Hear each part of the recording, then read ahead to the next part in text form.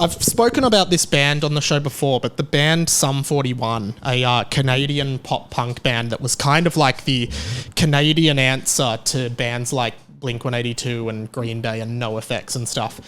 They just announced the other day that they're disbanding. I saw them live not 4 or 5 months ago at Rod Laver Arena with The Offspring, and I did a whole episode talking about how that concert just reinvigorated my love of that band. And they announced on Tuesday, I believe, that they're disbanding. They've got one more album, then they're doing a worldwide tour, and that will be it. I'm not going to talk too much about it here. It did come as a surprise to me because the band seems to be at an all-time high.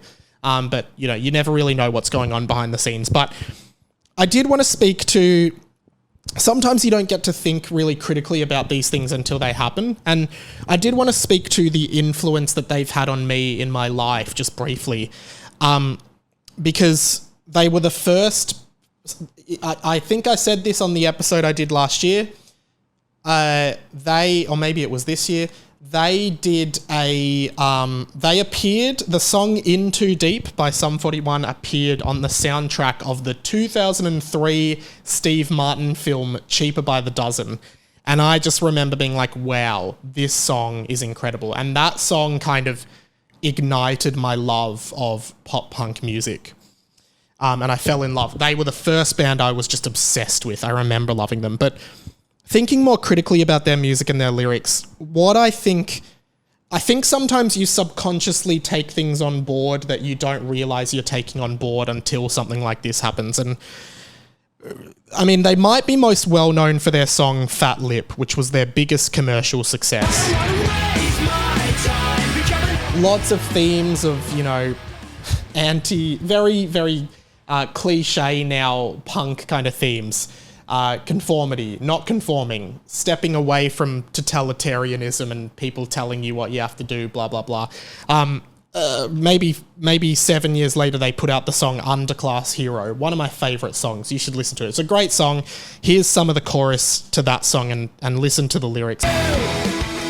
I think those two songs really speak to like my own ethos towards this show and towards what I do creatively. As I said, like all of the content I make is DIY, it's self-made, and maybe without sounding like a wanker, it's a bit punk rock, man. Like I think that's what the punk ethos to me, and I've always been a fan of punk, the culture, the music, and the ethos, the idea of what punk is, which was like, you don't need the big people. You don't need corporations. You don't need any of that stuff. You just do it yourself for your own creative expression, right? And that speaks to me so much. I think if I can dig it up, I'll put in some audio here of Tom DeLonge from Blink-182 talking about what punk meant to him. And he said that, I'll put it in here. If not, he basically says that punk was never about music. It was always about anti-establishment and just doing it yourself for the love of doing it. It might be here, it might not. The whole punk rock thing has nothing to do with music at all. And I think kids miss that point entirely.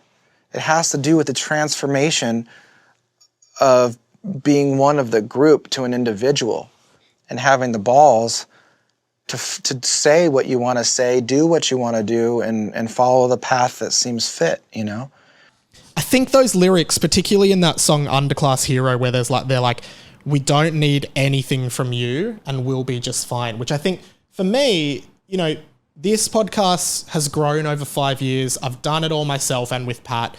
I do the Harry Potter themed podcast. I make content, and all of it is in my own time, for my own creative expression and for my own, to build this community of people and relationships with people like you listening, my Discord community, my online community. Like, that's what this is about to me.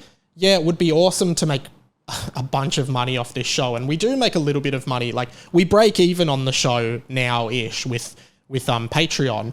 But I guess for me, it's not about like getting a big company to buy this podcast and then take creative control of it and tell me what to do with it and advise. Like, to me, it's just like, this podcast is the inside of my mind. It's a weekly blog from me, and I make it, I do it.